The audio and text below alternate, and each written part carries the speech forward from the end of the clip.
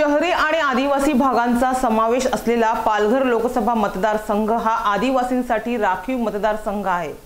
पालघर लोकसभा मतदारसंघात बहुरंगी लढत असली तरी महायुती, महाविकास आघाडी आणि बहुजन विकास आघाडी या तीन प्रमुख पक्षांमध्ये मोठी लढत पाहायला मिळते। महायुतीकडून भाजपाचे हेमंत सावरा, शिवसेना ठाकरे गटाकडून भारती कांबडी आणि बहुजन विकास आघाडीकडून राजेश पाटील रिंगणात आहे।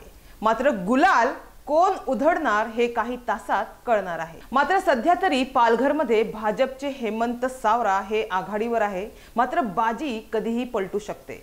तर आत्ताच्या 6व्या फेरीमध्ये भारती कांबडी उबाठा 1,05,927, राजेश पाटील बहुजन विकास आघाडी 69,800, हेमंत सावरा भाजप 1,46,707, वंचितच्या विजया म्हात्रे 3426। 6व्या फेरीतील एकूण मतमोजणी 3,54,920। या 6व्या फेरीमध्ये सुद्धा हेमंत सावरा हे 40,780 मतांनी आघाडीवर आहे।